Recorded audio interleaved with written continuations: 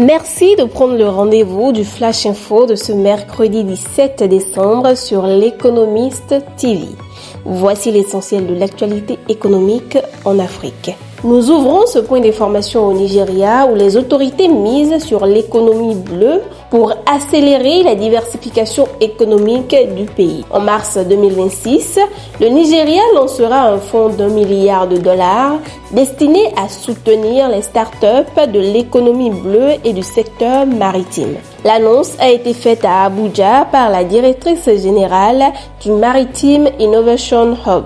Le fonds sera officiellement présenté lors du sommet sur l'investissement dans l'économie bleue prévu à Lagos du 9 au 11 mars 2026. Il ciblera les jeunes entreprises actives dans le transport maritime, la pêche, le tourisme côtier, la construction navale et les énergies maritimes renouvelables. Au-delà des financements directs, le dispositif prévoit des programmes de formation, un accompagnement technique et une ouverture vers des réseaux internationaux. Les autorités espèrent ainsi lever les contraintes structurelles du secteur et réduire une dépendance historique aux revenus pétroliers dans un pays où l'économie bleue contribue encore à moins de 3% du PIB. Cap ensuite sur l'Afrique du Nord avec un enjeu majeur de sécurité alimentaire. L'Égypte bénéficiera d'une subvention de 12 millions d'euros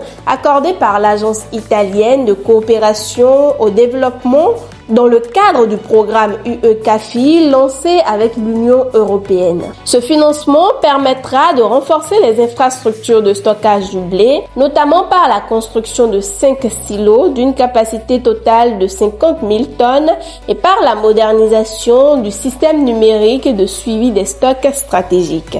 Cette initiative s'inscrit dans un vaste plan national visant à réduire les pertes post-récolte et à accroître la capacité de stockage des grains d'ici 2030, alors que la demande en blé continue de progresser. Toujours en Afrique du Nord, l'Algérie mise de son côté sur les infrastructures numériques. Le pays prévoit de se raccorder à un nouveau câble sous-marin à fibre optique afin d'augmenter son débit Internet. Bien que les détails techniques n'aient pas encore été précisés, 2 grands projets Africa 1 et Medusa devraient entrer en service à l'horizon 2026 avec des capacités très élevées. Déjà connecté à 5 câbles sous-marins pour une capacité totale de 10,2 terabits par seconde, l'Algérie anticipe la forte croissance des usages numériques, portée notamment par le déploiement de la 5G et l'explosion de la consommation de données.